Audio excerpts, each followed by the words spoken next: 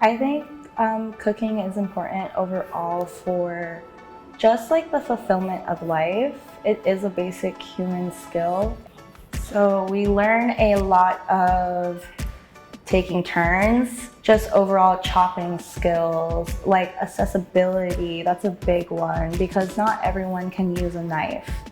Not everyone has the ability to stand for long periods of time. So finding things that can help these guys in an easier way to cook.